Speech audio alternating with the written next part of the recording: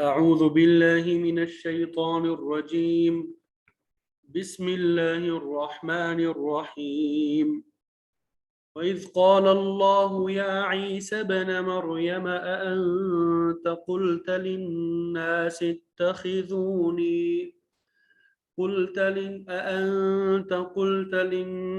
اتخذوني وأمي إلهين من دون الله؟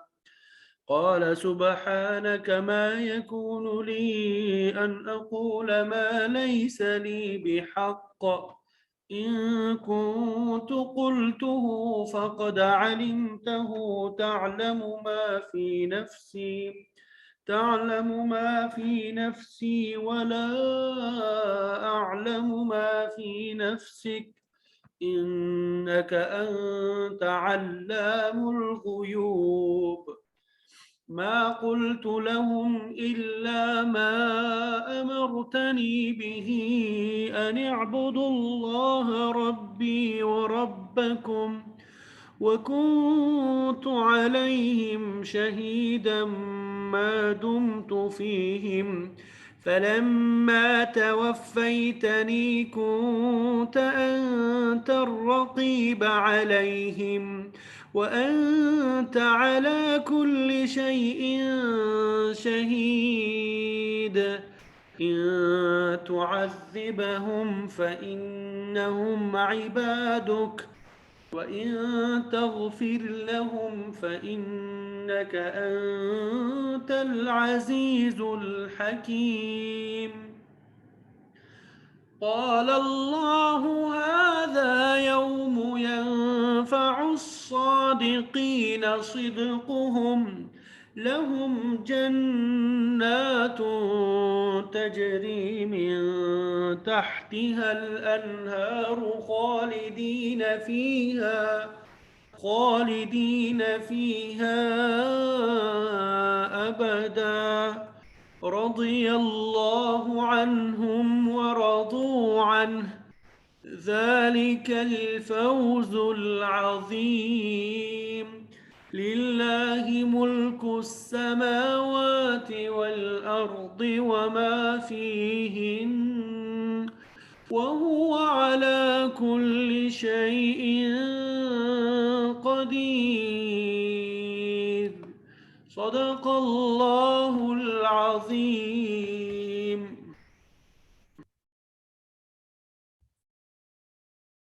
अल्हम्दुलिल्लाह, आपके सामने सूरह माइदा की आयत नंबर 116 से लेके 120 तक तिलावत की सआदत हासिल हुई, और आयत नंबर 120 पे सूरह माइदा मुकम्मल हो गई। अल्हम्दुलिल्लाह, अल्लाह ताला इसे अपनी बारगाह में कबूल फरमाए, और जो जो अहकामात इसमें बयान हुए हैं हम सबको उस पर अमल की तौफीक अता फरमाए। तो आज आखिरी सबक हम पढ़ लेते हैं। पहले इसका तर्जुमा पढ़ेंगे, फिर इसकी तफसीर जो मुफस्सिरीन ने लिखी है वो बयान करेंगे। तो वइज़ क़ाल, और जब कहा, अल्लाह ताला ने, या ईसा इब्न मरियम, ए ईसा इब्न मरियम, यानी ईसा बेटे मरियम के, अअंता क्या तू, कुलता तूने कहा, लिन्नास लोगों से, क्या आप ही है जिसने कहा है लोगों से, इत्तखिज़ू कि तुम सब बना लो, नी मुझे, इत्तखिज़ू तुम सब बना लो, नी मुझे, व उम्मिया और मेरी माँ को, इलाहैनी, इलाहैनी दो माबूद, इलाहैनी दो माबूद, मिन दूनिल्लाह अल्लाह ताला के अलावा। मिन दूनिल्लाह का तर्जुमा क्या करेंगे? अल्लाह ताला के अलावा। क़ाल कहा उसने, सुब्हानक तू पाक है, मा यकूनु ली, मा यकूनु नहीं है, ली मेरे लिए, अन अकूला ये कि अकूला मैं कहूँ, मा लैस ली वो जो नहीं है मेरे लिए, बिहक़्क़िन कोई हक।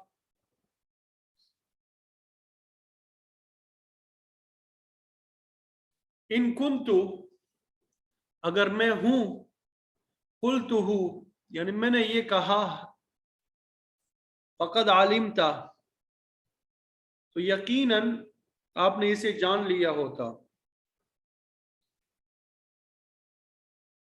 यानी जब अल्लाह ताला फरमाया गया है ईसा इब्न मरियम, क्या तुमने ही लोगों से कहा था कि अल्लाह को छोड़कर मुझे और मेरी वालिदा को माबूद बना लो?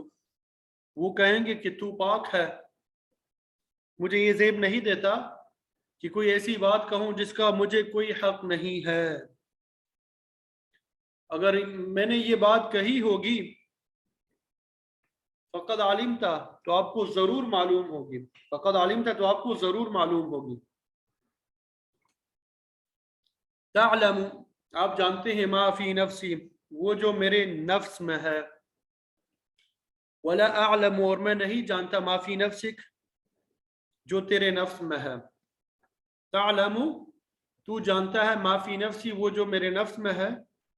वला अअलमु, और मैं नहीं जानता, मा फ़ी नफ़्सिका, जो तेरे नफ्स में है। इन्नका, बेशक आप, अंत आप ही, अल्लाम, खूब जानने वाले हैं, अल-गुयूब, पोशीदा बातों को। मा कुल्तु, मैंने नहीं कहा, लहुम, उनसे, इल्ला, मगर, मा अमरतनी, मा, वो जो, अमरता, तूने हुक्म दिया, नी, मुझे, बिही, जिसका, वो ये अन, ये कि उअबुदु, तुम इबादत करो, अल्लाह, अल्लाह ताला की, रब्बी, मेरा रब है, व रब्बकुम, और तुम्हारा भी रब है।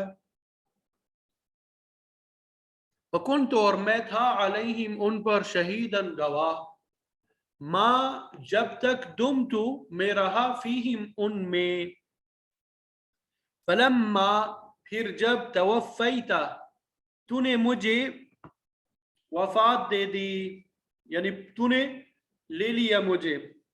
तवफ़ैता, आपने वफात दी, नी, मुझे, कुंता, तो आप ही, और रकीब, निगहबान रहे हुए, अलैहिम, उन पर, व अंता, और आप ही, अला कुल्ली शैइन, हर चीज पर, शहीद, गवाह है।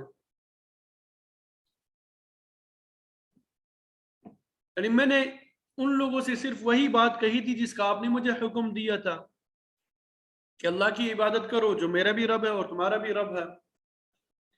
और मैं जब तक उनके दरमियान रहा, उनके हालात से बाखबर रहा।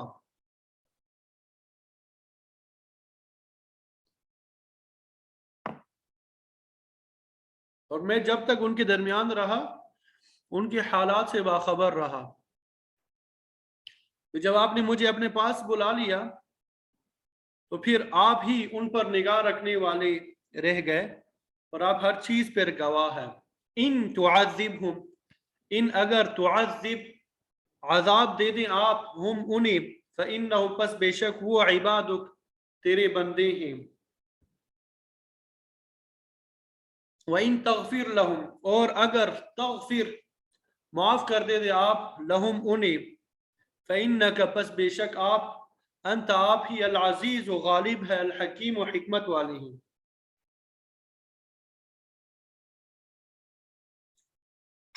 और अल्लाह, अल्लाह ताला ने कहा, हाज़ा, ये, यौम, यौम, दिन है, यनफ़उ सादिकीना, जो नफ़ा देगा, अस्सादिकीना, सच बोलने वालों को, सिद्क़ुहुम, उनका सच बोलना, यानी जो सच बोलने वाले थे उनका सच बोलना आज उन्हें नफ़ा देगा। लहुम, उनके लिए, जन्नातुन, बागात है, तजरी, बहती होंगी, मिन तहतिहा, जिनके नीचे से, अल अनहारू, नहरें, खालिदीना, वो हमेशा रहने वाले हैं, फीहा, उसमें, अबदा, हमेशा के लिए। रदिया, राजी हुआ, रदिया का माना क्या होता है? राजी हुआ, वो राजी हुआ, यानी कौन? रज़ी अल्लाह, अल्लाह ताला राजी हुआ, अन्हुम, उनसे, व रज़ू, और वो राजी हुए, अन्हु, उससे, यानी अल्लाह ताला से। ज़ालिका, वो, अल-फ़ौज़ु, कामयाबी है, अल-अज़ीम, बड़ी, लिल्लाहि, अल्लाह ही के लिए है, मुल्कुस समावाति वल अर्ज़, हुकूमत आसमानों की और ज़मीन की, व मा फ़ीहिन, और जो कुछ उनके दरमियान है, व हुवा अला कुल्लि शैइन क़दीर, और वो हर चीज पे कुदरत रखने वाला है। वो अला कुल्लि शैइन क़दीर, और वो हर चीज पर कुदरत रखने वाला है। तर्जुमा समझ में आ गया? पहले جی آپ سب کو ترجمہ سمجھ میں آ گیا؟ اللہ اکبر کبیرہ والحمد للہ کثیرہ۔ ہمارے استاد محترم مفتی محمود اشرف عثمانی صاحب نور اللہ مرقدہ، ان کے لیے دعا فرماتے رہا کریں۔ رمضان سے کچھ عرصہ قبل ان کا انتقال ہوا۔ جب ہم ان کو فتویٰ دکھایا کرتے تھے تو وہ اکثر یہ جملہ استعمال کرتے تھے، پیارے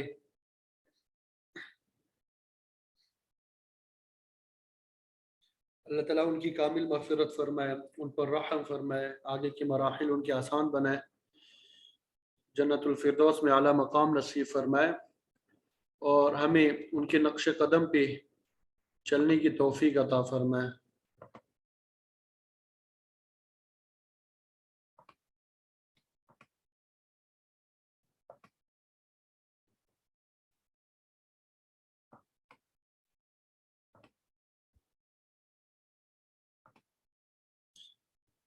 اللہ اکبر کبیرہ۔ ترجمہ سب کو سمجھ میں آ گیا؟ اب جو مفسرین نے تفسیر بیان کی ہے اس کو پڑھ لیتے ہیں۔ اللہ اکبر کبیرہ۔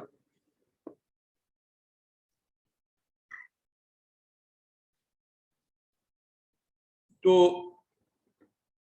گزشتہ رکوع قیامت کے دن محاسبے کے عمل کی تمہید پہ مشتمل تھا۔ اللہ تعالیٰ نے تمام رسولوں کو جمع کرنے کا ذکر فرمایا کہ ان سے پوچھا جائے گا کہ تمہاری امتوں نے تمہاری دعوت کا کیا جواب دیا۔ تمام انبیاء عاجزی کا اظہار کریں گے، اور مثال کے طور پہ عیسیٰ علیہ السلام کا ذکر کیا جو دراصل ان کو معبود ماننے والوں کے لیے سخت ڈانٹ ہے کہ جب قیامت کو محاسبے کا وقت آئے گا تو عیسیٰ علیہ السلام کو خدا کا بیٹا ماننے والے ذلیل و خوار ہو کے رہ جائیں گے۔ اس کا مقصد یہ تھا کہ یہ لوگ اسی دنیا میں اپنے عقیدے کو درست کر لیں اور عیسیٰ علیہ السلام کو اللہ تعالیٰ کا بیٹا کہہ کے شرک میں مبتلا نہ ہو۔ پھر اس سے پہلے جو رکوع ہم نے پڑھا کل، ان نعمتوں کا ذکر بھی ہوا جو اللہ تعالیٰ نے عیسیٰ علیہ السلام پہ اور آپ کی والدہ پہ کیے۔ ان انعامات میں عیسیٰ علیہ السلام کو تحریر کا علم، کتاب اور حکمت کی تعلیم، بنی اسرائیل سے آپ کی حفاظت، حواریوں کی طرف سے آپ کی تائید وغیرہ شامل ہے۔ آپ کی والدہ پہ بھی بڑے احسانات فرمائے، آپ کو جہاں بھر کی عورتوں میں اعلیٰ مقام عطا کیا، اور آپ کی پرورش غیر معمولی طریقے سے ہوئی، اور پھر بغیر خاوند کے آپ کے بطن سے عیسیٰ علیہ السلام کو پیدا فرمایا، بنی اسرائیل کے الزامات سے آپ کو پاک فرمایا۔ تو انعامات ہی کی سلسلے کی آخری کڑی کے طور پہ حواریوں کے مطالبے پہ نزول مائدہ کا ذکر فرمایا۔ تو اس تمہید کے بعد قیامت کے دن عیسیٰ علیہ السلام سے جو مثالی طور پہ سوال و جواب ہوگا اس کا ذکر آ رہا ہے۔ اذ قال اللہ یا عیسیٰ ابن مریم، جب اللہ تعالیٰ فرمائے گا اے عیسیٰ ابن مریم، یہاں پر قال کا لفظ استعمال ہوا۔ قال جو ہے یہ پاسٹ ٹینس کے لیے استعمال ہوتا ہے، ماضی کے لیے استعمال ہوتا ہے، جس کا ترجمہ کریں گے جب اللہ تعالیٰ نے فرمایا۔ حالانکہ بات محاسبے کی ہو رہی ہے جو آنے والا زمانہ ہے، فیوچر ہے۔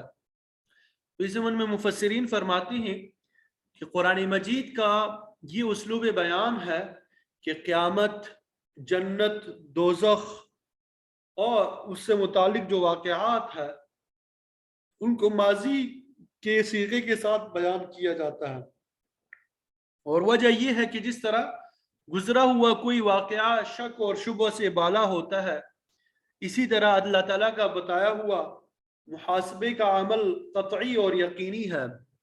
اس لیے مستقبل میں پیش آنے والے واقعات کو ماضی میں بیان کر کے اس کی قطعیت بتانا چاہتے ہیں کہ یقینی طور پہ یہ واقعات پیش آئیں گے۔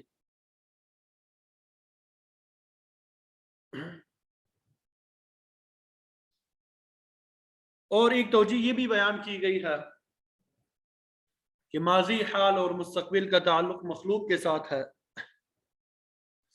اللہ تعالیٰ کے نزدیک تمام زمانے برابر ہے، تو اگر وہ کسی مستقبل کے واقعے کو ماضی کے لفظ سے بیان فرماتا ہے تو اس سے کچھ فرق نہیں پڑتا،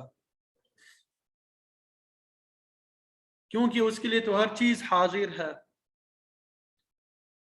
اس کی ذات سے کوئی چیز غائب نہیں ہے۔ سورہ سبا میں موجود ہے عالم الغیب لا يعزب عنه مثقال ذرة في السماوات ولا في الارض، وہ غیب کا جاننے والا ہے، اس سے زمین و آسمان میں ذرے کے برابر بھی کوئی چیز پوشیدہ نہیں ہے۔ تو اس لحاظ سے بھی مستقبل کا اطلاق ماضی پہ کیا گیا ہے۔ تو اس سے یہ بات بھی واضح ہو گئی کہ جس طرح اس دنیا میں اللہ تعالیٰ نے عیسیٰ ابن مریم کو خطاب کیا،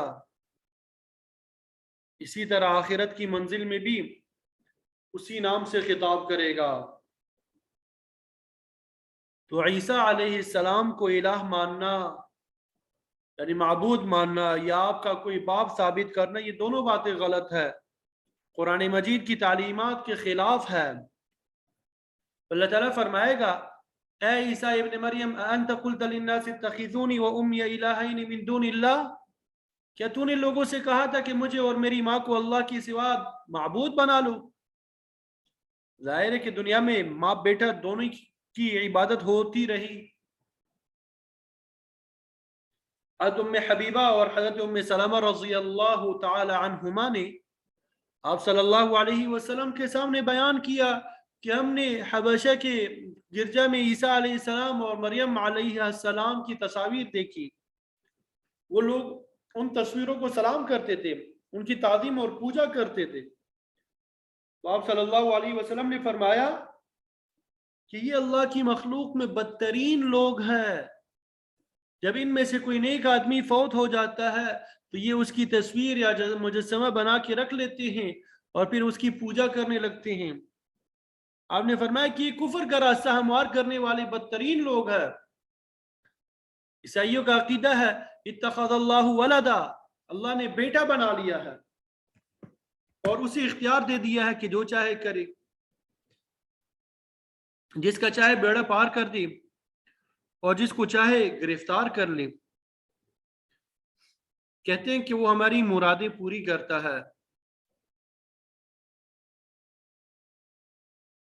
اسی طرح نعوذ باللہ من ذالک، وہ حضرت مریم رضی اللہ تعالی عنہ کو اللہ تعالیٰ کی ماں کہتے ہیں، پھر ان کا باپ، بیٹا اور روح القدس تثلیث کا جو عقیدہ ہے وہ بھی موجود ہے۔ تو یہ سب جو ہے شرکیہ اور کفریہ عقائد ہے۔ انہی عقائد کے ذریعے انہوں نے عیسیٰ اور ان کی والدہ کو دو معبود بنا دیا۔ تو اسی کے متعلق قیامت کو عیسیٰ علیہ السلام سے سوال ہوگا کہ کیا تو نے ان لوگوں سے کہا تھا کہ مجھے اور میری ماں کو دو الہ بنا لو؟ اللہ تعالیٰ کی طرف سے یہ سوال ہونے پہ عیسیٰ علیہ السلام پہ جو کیفیت طاری ہوگی اس کے متعلق مفسرین نے کئی باتیں لکھی ہیں۔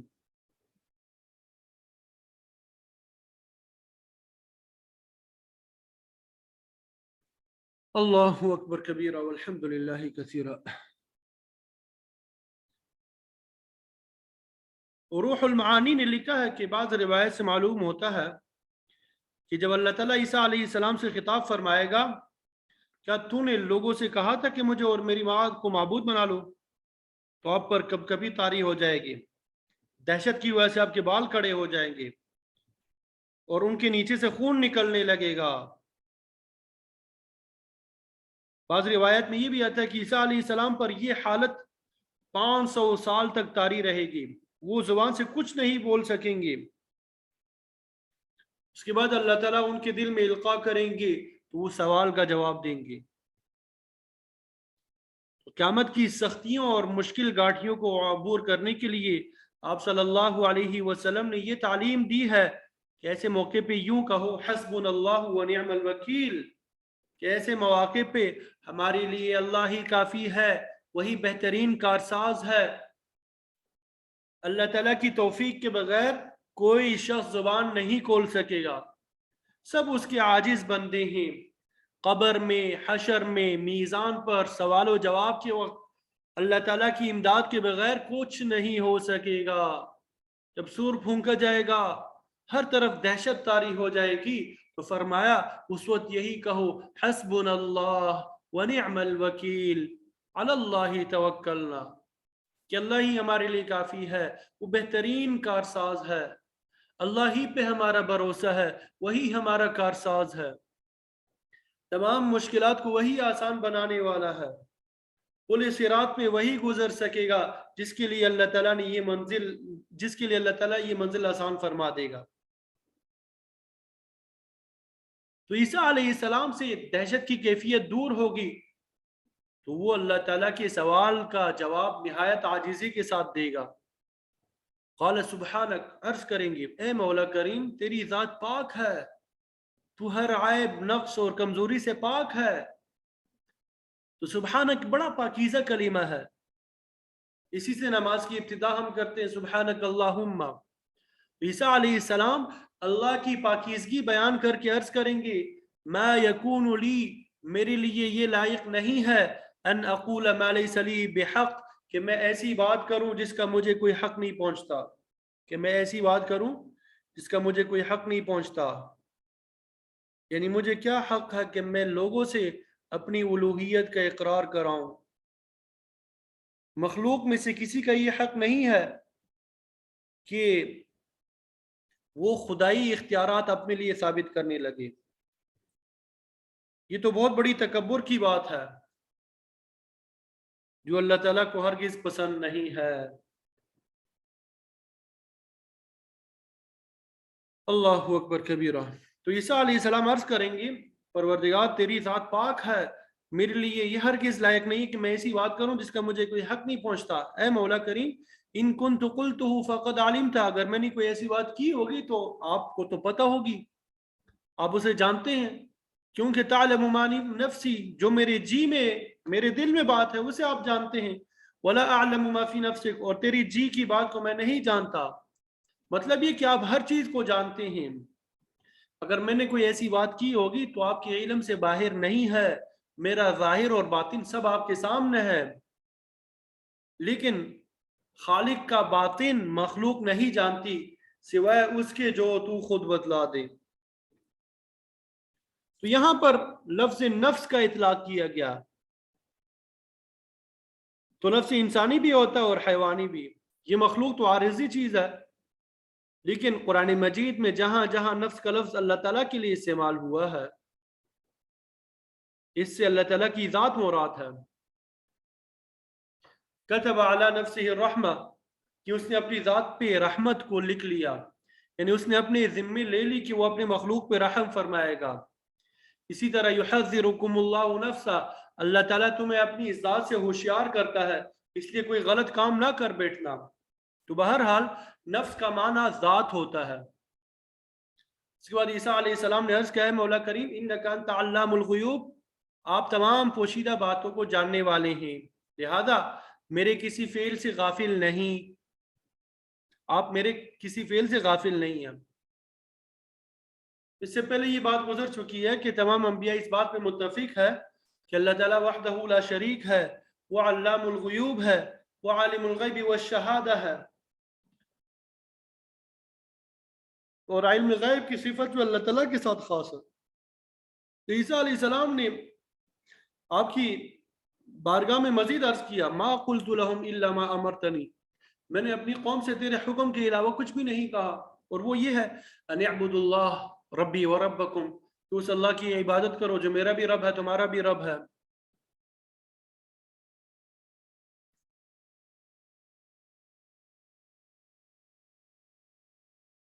میں بھی تمہاری طرح خدا کا عاجز بندہ ہوں، پہلے پڑھ چکے، مل مسیح ابن مریم الا رسول قد خلت من قبلہ الرسل،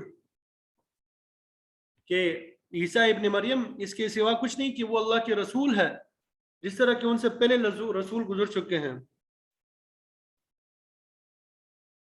فرمایا میں نے تو انہیں اسی بات کی تلقین کی تھی جس کا آپ نے مجھے حکم دیا تھا، وَكُنْتُ عَلَيْهِمْ شَهِيدًا مَا دُمْتُ فِيهِمْ، جب تک میں ان کے درمیان میں رہا اس وقت تک ان کی خبر رکھتا تھا. فلما توفیتنی، پھر جب آپ نے مجھے اٹھا لیا، كنت انت الرقیب علیہم، تو آپ ہی ان کے نگران تھے. وانت علی کل شیء شہید، اور آپ ہر چیز کی خبر رکھنے والے ہیں. میرے آسمان پر اٹھائے جانے کے بعد مجھے معلوم نہیں کہ یہ لوگ کیا کرتے رہے ہیں. میں انہیں اپنی زندگی میں توحید ہی کی دعوت دیتا رہا، لیکن میرے بعد پھر تو ہی ان کا نگران تھا اور تو ہر چیز سے واقف ہے. تفسیر کبیر والے توفیتنی کا معنی کرتے کہ مجھے آسمان کی طرف اٹھا لیا. چنانچہ معراج والی حدیث میں آتا ہے کہ دوسرے آسمان پہ آپ صلی اللہ علیہ وسلم کی ملاقات یحییٰ علیہ السلام اور عیسیٰ علیہ السلام سے ہوئی. باقی سب لوگ تو اپنی دنیا کی زندگی پوری کر چکے ہیں، لیکن عیسیٰ علیہ السلام دنیا کا دور ابھی کچھ باقی ہے ان کا. وہ زمین پہ دوبارہ آئیں گے، دجال کو قتل کریں گے، لیکن آپ صلی اللہ علیہ وسلم کے نائب کی حیثیت سے آپ ہی کی شریعت کو جاری رکھیں گے. مستقل نبی ہونے کی حیثیت سے نہیں آئیں گے، آپ کے امتی ہونے کی حیثیت سے آپ ہی کی شریعت پہ عمل کریں گے. اسی لیے شیخ الہند رحمۃ اللہ علیہ نے یہاں پر توفع کا معنی اٹھا لینا لکھا ہے. توفع کا لغوی معنی ہے کسی چیز کو مکمل طور پہ وصول کر لینا، اور یہ لفظ جو ہے موت کے معنی میں بھی استعمال ہوتا ہے. تو یہاں پہ اس مقام پہ لفظ سے مراد موت نہیں ہے بلکہ اٹھا لینا ہے. موت کا عام قانون یہ ہے اللہ یتوفی الانفس، اللہ تعالیٰ موت کے وقت جانوں کو کھینچ لیتا ہے، لیکن عیسیٰ علیہ السلام کے متعلق فرمایا انی متوفیک ورافعک الیہ. عبداللہ ابن عباس رضی اللہ تعالیٰ عنہما فرماتی ہیں کہ میں تجھے اٹھا لینے والا ہوں اور پھر اپنے وقت پہ وفات دوں گا.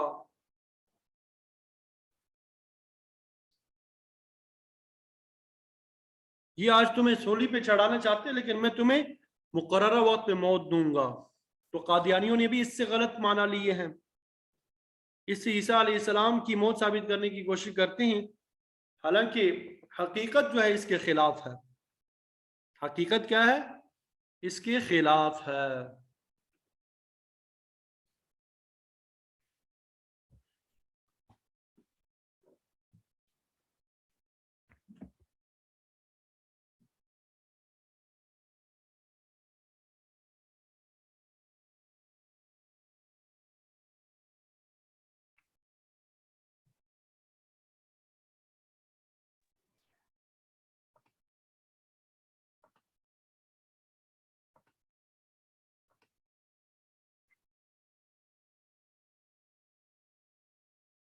جی میری آواز آ رہی ہے آپ سب کو؟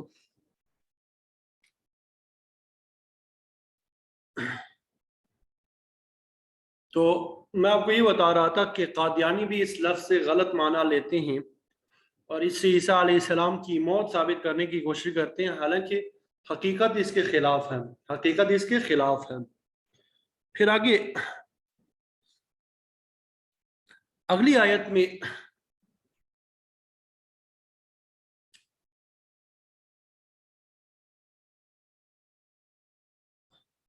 یہ بات بیان فرمایا کہ ان تعذبہم فإنہم عبادک، اگر تو ان کو سزا دے گا تو بے شک وہ تیرے بنتے ہیں، اور اگر آپ ان کو معاف کر دیں فإنک انت العزیز الحکیم، تو آپ تو عزیز ہے، کمال قوت کے مالک ہے، زبردست ہے، یعنی حکیم ہے، حکمت والے ہیں. تو دعا کی یہ الفاظ نہایت لطیف اور بہت سے معنی سے بھرے ہوئے ہیں، اور اکثر انبیاء نے اپنی اپنی قوم کی حق میں دعا کے لیے اسی قسم کا اسلوب اختیار کیا. حضرت ابراہیم علیہ السلام نے بھی بتوں اور معبودان باطلہ کے متعلق اسی قسم کی دعا کی تھی. رب انہن اضللن کثیرا من الناس، اے پروردگار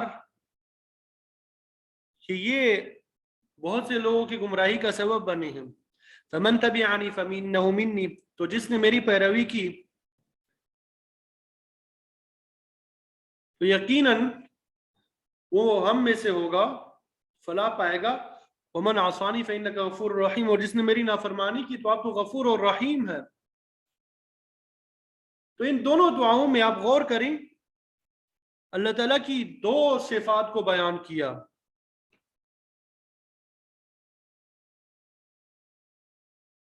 عیسیٰ علیہ السلام کے دعا میں عزیز اور حکیم، اور ابراہیم علیہ السلام کے دعا میں غفور اور رحیم.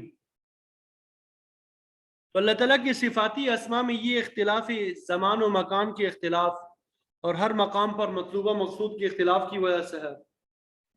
ظاہر ہے کہ ابراہیم علیہ السلام کی دعا اس دنیا میں تھی اور ان لوگوں کے لیے تھی جو اس وقت دنیا میں موجود تھی. لہذا آپ کا غفور اور رحیم کی صفت کے ساتھ اللہ تعالیٰ سے دعا کرنا اس معنی میں تھا کہ مولا کریم ان لوگوں کو توفیق دے تاکہ یہ تیرے حضور توبہ کر کے مغفرت کے مستحق بن جائے اور تیرے رحم کے قابل ہو جائے. جبکہ عیسیٰ علیہ السلام کی دعا کا تعلق آخرت کے دن سے ہے، جب عمل کی دنیا ختم ہو چکی ہوگی اور صرف محاسبے کا عمل ہی باقی ہوگا. تو ایسے وقت میں کسی کا توبہ کرنا کچھ فائدہ نہیں دے گا. اس لیے عیسیٰ علیہ السلام اسی انداز میں دعا کریں کہ مولا کریم تو عزیز ہے، کمال قوت کے مالک ہے، زبردست ہے، تو جو چاہے کر گزرے، قادر ہے ہر چیز پہ. اگر تو ان کو سزا میں مبتلا کر دے تو یہ تیرے قبضہ قدرت میں ہے، تو سزا دینے پہ قادر ہے، اس میں کسی کو دخل کی مجال نہیں ہے. لیکن اگر تو معاف فرما دی تو اس پر بھی قادر ہے، اور تیرا کوئی بھی فیصلہ جو ہے وہ حکمت سے خالی نہیں ہوگا. تو گویا نہایت لطیف اور محتاط انداز میں دعا کی. عیسیٰ علیہ السلام یعنی دعا کریں گے اس وقت. ظاہر ہے یہ دعا ان لوگوں کے لیے ہوگی جو عیسیٰ علیہ السلام اور آپ کی والدہ کو معبود ٹھہرا کے شرک کے مرتکب ہو چکے ہوں گے. تو کیا ان کی دعا کے نتیجے میں ایسے مشرکین کی معافی کا امکان ہے؟ تو مفسرین فرماتے ہیں اللہ تعالیٰ وعدے کی خلاف ورزی تو نہیں کرتا، کیونکہ اس کا فرمان ان اللہ لا یخلف المیعاد.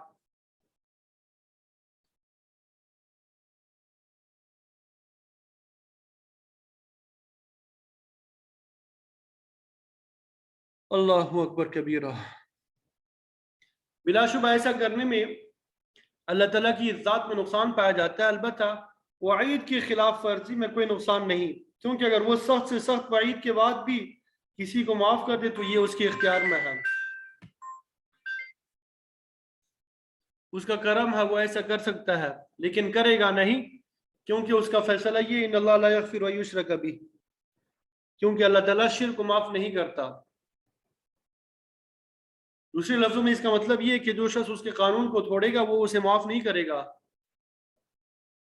اور اسی مسئلے کو متکلمین کے نزدیک خلف وعید کہا جاتا ہے.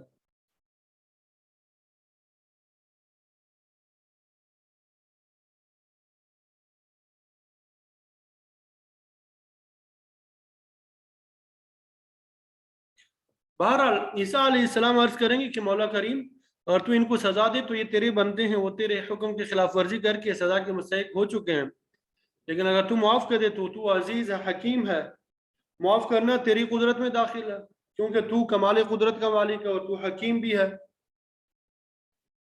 عائشہ رضی اللہ تعالیٰ عنہ فرماتی تھی کہ جب بادل اٹھتے تھے تو آپ صلی اللہ علیہ وسلم پریشانی کے عالم میں کبھی اندر جاتے اور کبھی باہر آتے. میں نے عرض کیا حضور ایسے موقع پہ تو لوگ بادلوں کو دیکھ کے خوش ہوتے ہیں،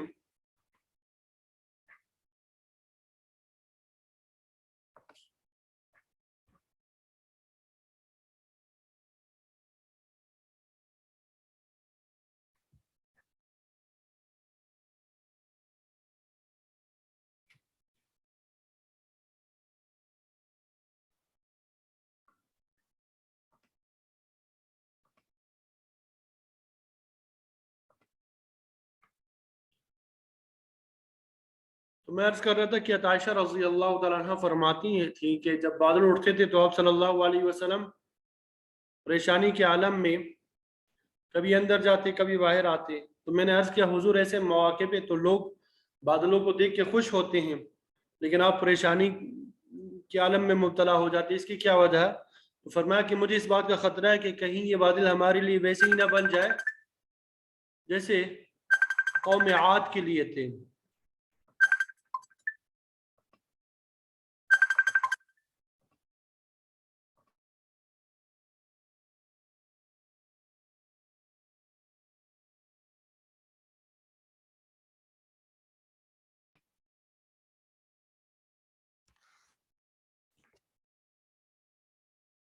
تو آپ صلی اللہ علیہ وسلم نے فرمایا کہ مجھے اس بات کا خطرہ ہے کہ کہیں یہ بادل ہمارے لیے ویسے ہی نہ بن جائے جیسے قوم عاد پہ آئے تھے اور ان میں سے آگ برسی تھی۔ قرآن مجید میں موجود ہے وما كان الله ليعذبهم وانت فيهم وما كان الله معذبهم وهم يستغفرون، کہ جب تک آپ صلی اللہ علیہ وسلم اپنی قوم کے درمیان موجود ہے اللہ تعالیٰ انہیں سزا نہیں دے گا، اسی طرح جب تک وہ استغفار کرتے رہیں گے اللہ تعالیٰ سزا نہیں دے گا۔ تو اس واضح فرمان کے باوجود آپ صلی اللہ علیہ وسلم کا بادلوں کو دیکھ کے پریشان ہو جانا اس وجہ سے تھا کہ اگرچہ اللہ تعالیٰ نے سزا نہ دینے کا وعدہ کر رکھا ہے لیکن وہ سزا دینے پہ قادر تو ہے۔ تو اللہ تعالیٰ کی طرف سے سوال اور عیسیٰ علیہ السلام کی طرف سے عاجزانہ جواب کے بعد اللہ تعالیٰ فرمائے گا قال اللہ هذا یوم ينفع الصادقین صدقهم، کہ یہ وہ دن ہے جس دن سچ بولنے والوں کو ان کا سچ نفع دے گا، جنہوں نے دنیا میں سچا عقیدہ، سچا عمل اور سچا اخلاص اختیار کیا، آج ان کا احترام ہوگا، عزت ہوگی۔ یہاں پر صدق سے مراد قیامت والے دن کا صدق نہیں، کیونکہ اس دن تو کفار بھی سچ بولیں گے اور صاف کہیں گے کہ ہم کفر کرنے والے تھے اور ہم نے غلط کام کیا، لیکن اس دن کا سچ بولنا کچھ مفید نہیں ہوگا۔ اس دن وہ سچ کام آئے گا جو لوگوں نے اس دنیا میں اختیار کیا۔ عیسیٰ علیہ السلام سچے تھے اس لیے قیامت کے دن ان کی عزت افزائی ہوگی اور ان کے متعلق غلط عقیدہ رکھنے والے عذاب میں مبتلا ہوں گے۔ تو سچوں کی سچائی کا یہی مطلب ہے۔ پھر آگے اللہ تعالیٰ نے اس نفع کا ذکر کیا جو سچوں کو اس دن حاصل ہوگا، فرمایا لہم جنات تجری من تحت الانہار، ان کے لیے باغات ہے جن کی نیچے نہریں بہتی ہوں گی، خالدین فیہا ابدا، وہ ان میں ہمیشہ ہمیشہ رہیں گے، رضی اللہ عنہم، اللہ تعالیٰ ان کے قول اور فعل سے راضی ہوا، ورضوا عنہ، اور وہ اللہ تعالیٰ سے راضی ہو گئے۔ وہ کیوں راضی نہ ہوں گے؟ اللہ تعالیٰ نے انہیں دنیا میں نیکی کی توفیق عطا فرمائی، ایمان کا نور دیا، انعامات اور اکرامات سے نوازا، تو وہ اللہ تعالیٰ سے راضی ہو جائیں گی۔ اور فرمایا ذالک الفوز العظیم، یہ بہت بڑی کامیابی ہے کہ انسان جو ہے جنت میں پہنچ جائے، جو اللہ تعالیٰ کی رحمت کا بہت بڑا مقام ہے، اور پھر اسے اللہ تعالیٰ کی رضا بھی حاصل ہو جائے۔ اللہ تعالیٰ فرمائے گا اہل جنت، اے اہل جنت کیا میں تمہیں کچھ اور بھی دوں؟ تو جنتی عرض کریں گے مولا کریم آپ نے تو ہر قسم کی نعمتیں عطا کر دی، اب کیا اور ہو سکتا ہے؟ تو اللہ تعالیٰ فرمائے گا احل علیکم رضوانی فلا اسخط بعدہ ابدا، کہ میں اپنی خوشنودی کا اعلان کرتا ہوں، اب اس کے بعد کبھی بھی تم سے ناراض نہیں ہوں گا، تمہیں میری ابدی رضا حاصل ہوگی۔ اللہ تعالیٰ ہمیں بھی یہ نصیب فرمائے جنت میں جانا اور جنت کی طرف لے جانے والے اعمال ہمیں نصیب ہو۔ تو قرآن مجید کا یہ اسلوب بیان ہے کہ مختلف احکامات بیان کرنے کے بعد آخر میں ایسے الفاظ لاتے ہیں جن سے سابقہ مضامین کی تاکید مقصود ہو۔ سورہ مائدہ میں اشکار، اس کے حلت اور حرمت کے مسائل بیان ہوئے، یہود و نصارہ کے باطل عقائد کا رد ہوا اور ان کے ساتھ بحث و مباحثہ کا بیان ہوا، قانون شہادت اور محرمات الہیہ کا ذکر آیا، شراب جوے کی حرمت، طہارت اور قسم کے مسائل آئے، مشرکین کے شرک کی مختلف صورتوں کا ذکر آیا، اس کے علاوہ کئی قسم کے مسائل بیان ہوئے۔ اب اس آخری آیت میں ان احکامات پر عمل درآمد کی تاکید کے طور پہ ارشاد ہوتا ہے للہ ملک السماوات والارض وما فیہن، کہ اللہ تعالیٰ ہی کے لیے ہے زمین و آسمان کی بادشاہی اور جو کچھ ان کے درمیان ہے۔ یہ تمام کی تمام چیزیں اللہ تعالیٰ کی پیدا کردہ ہیں، اسی کی ملکیت ہے اور اسی کا حکم ان پہ نافذ ہے، تمام امور کا متصرف اللہ تعالیٰ ہے، وہ جس قسم کا حکم چاہے اپنے بندوں کے لیے نازل فرمائے، بندوں کا حق ہے کہ وہ اس کے احکام کی تعمیل کریں، چونکہ بادشاہی اسی کی ہے لہذا اس کے ہر حکم پہ آمنا و صدقنا ہی کہنا ہوگا۔ اگر اس کے کسی حکم کے خلاف ورزی ہوگی تو نتیجہ سراب نکلے گا۔ اور پھر فرمایا یاد رکھو وَهُوَ عَلَى كُلِّ شَيْءٍ قدیر، اللہ تعالیٰ کمال قدرت کا مالک ہے، آپ کے قبضہ قدرت سے کوئی چیز باہر نہیں ہے، کوئی شخص اس کی نافرمانی کر کے اس کی سلطنت سے بھاگ نہیں سکتا،